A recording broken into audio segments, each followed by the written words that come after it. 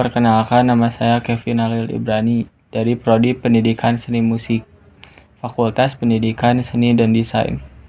Kali ini saya akan membahas seputar berita-berita yang sangat menarik untuk dibahas. Mari kita lihat berita-berita berikut ini. Yang pertama yaitu kisah viral cita-cita siswa dipatahkan oknum guru. Dilansir dari laman detik.com, ada sebuah postingan Twitter yang viral pada hari Kamis 23 Februari 2023. Postingan itu berjudul "Ada oknum guru yang membunuh cita-cita siswa". Isinya yaitu ada orang tua yang bernama Bambang bercerita tentang anaknya yang hari itu merupakan hari anaknya memutuskan untuk membuat surat pengunduran diri bagi anaknya dari program profesi kedokteran sebuah kampus. Sebab kemampuan dan minatnya menjadi dokter sudah lenyap. Kenapa hal tersebut bisa terjadi? Jadi, awalnya sang anak sangat senang bernyanyi. Ia sudah menjadi penyanyi mall dan pengisi berbagai acara di saat usianya masih berumur 5 tahun. Lalu pada suatu hari saat ia menginjak kelas 8 SMP, gurunya bertanya perihal cita-cita. Saat temannya dengan lantang ada yang bilang ingin menjadi dokter, tentara, polisi, dan lain-lain, dia dengan lantang menjawab ingin menjadi penyanyi. Gurunya pun merespon, "Bu, cita-cita itu beneran ke teman-temanmu, moso jadi penyanyi." Dengar respon guru dan tawa teman-temannya, sang anak lalu tertegun dan menjawab ulang dengan profesi lain. "Saya ingin jadi dokter," tuturnya. Jawaban itu, kata Bambang, direspon dengan dukungan gurunya. "Nah begitu dong, jadi dokter kan bagus. Moso cuma jadi penyanyi." Singkat cerita, anak tersebut menjadi dokter sungguhan, tetapi mentalnya terganggu hingga akhirnya ia pun mengundurkan diri dari profesinya. Lalu, apa saja sih faktor yang membuat masalah tersebut terjadi dan juga cara ngatasinnya? Sang anak merasa malu karena cita-citanya diremehkan oleh gurunya tersebut. Secara tidak langsung membuat sang anak terpikir bahwa mempunyai profesi sebagai penyanyi itu buruk ketimbang menjadi dokter yang mulia. Sedangkan kenyataannya tidak semua manusia mempunyai passion di semua bidang. Alangkah baiknya guru maupun orang tua mensupport apapun cita-cita yang diinginkan oleh anak-anak. Karena siapa tahu memang betul kalau dia berbakat dan akan menjadi sukses di bidang yang dia pilih. Oke, selanjutnya berita yang kedua. Judulnya yaitu serba-serbi kebijakan masuk sekolah jam 5 subuh di NTT. Gubernur Nusa Tenggara Timur, Victor Laiskodat, meminta pelajar SMA dan SMK untuk masuk sekolah jam 5 pagi. Usai mendapat banyak kritik, kini Dinas Pendidikan dan Kebudayaan NTT merevisi aturannya menjadi jam 5.30. Aturan tersebut dibuat dengan tujuan dalam peningkatan mutu pendidikan yang layak. Linus, dalam kurung Kepala Dinas Pendidikan dan Kebudayaan NTT, mengatakan kebijaksanaan tersebut bertujuan untuk melatih karakter siswa-siswi SMA atau SMK. Ia belajar demi membangun sumber daya manusia di NTT. Utamanya untuk melatih karakter agar anak-anak kita bisa disiplin belajar, ujar Linus. Lalu apa faktor yang menyebabkan masalah itu terjadi?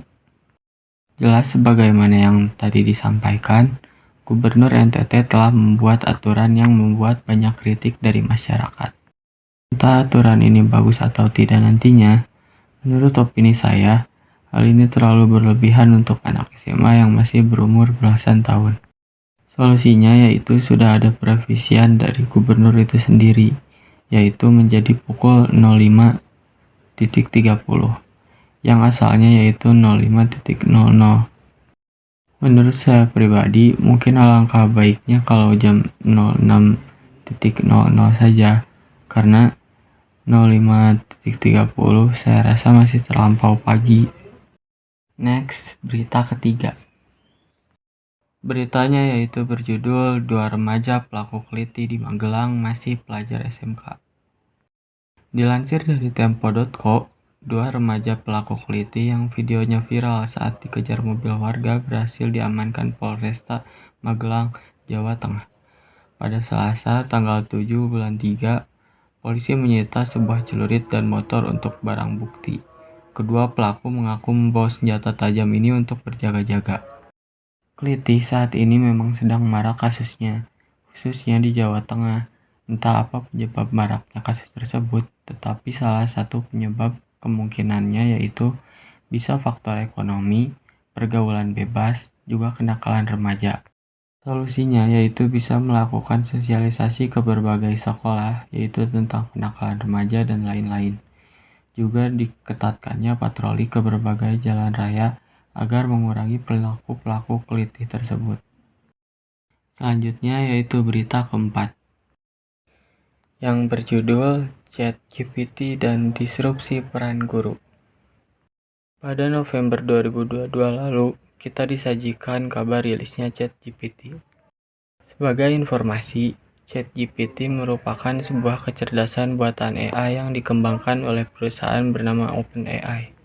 Kemunculannya menuai tanggapan beragam.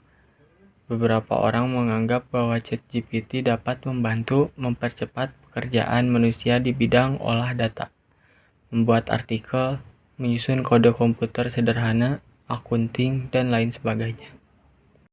Singkatnya, tenaga pengajar di sekolah tidak lagi dipandang sebagai panutan kalau seorang murid dalam menyelesaikan tugasnya meminta bantuan ke ChatGPT.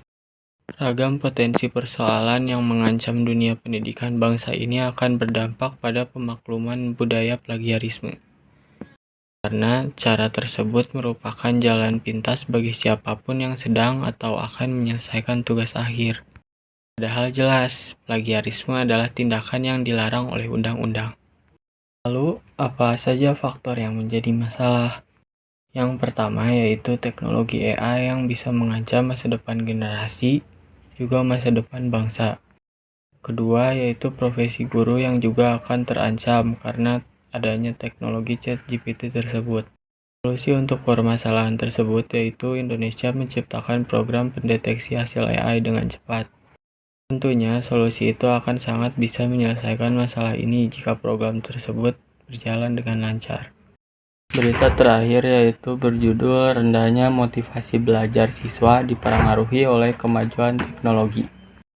Penelitian yang dilakukan oleh Rismana 2020 di SMP Negeri 6 Kota Tasikmalaya menunjukkan bahwa penggunaan jejaring sosial atau media sosial berdampak pada menurunnya motivasi dan prestasi belajar siswa.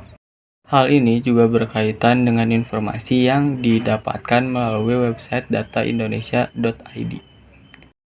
Bahwa pada Januari 2022 penggunaan media sosial mengalami penaikan sebesar 12,35%. Sehingga banyaknya pengguna aktif media sosial menjadi 190 juta jiwa. Kemudahan dalam mengakses berbagai hal terkadang malah membuat peserta didik menjadi lebih asyik untuk berselancar di dunia maya sehingga menyampingkan masalah pendidikan. Hal itulah yang membuat motivasi belajarnya menjadi menurun. Peserta didik akan semakin malas untuk belajar, mengerjakan tugas, atau bahkan sekedar mencerna materi yang diajarkan. Lalu faktor apa saja yang menyebabkan masalah itu terjadi? Itu peserta didik yang dibuat malas belajar karena perkembangan teknologi. Juga menurunnya motivasi untuk belajar. Contohnya seperti memilih bermain game online yang sedang ngetren saat ini. Lalu solusi untuk permasalahan tersebut yaitu dengan bimbingan orang tua agar membatasi buah hatinya bermain gadget secara berlebihan. Karena hal tersebut bisa memengaruhi pendidikannya. Baik, terima kasih. Sekian video dari saya. Mohon maaf bila ada kesalahan. Wassalamualaikum warahmatullahi wabarakatuh.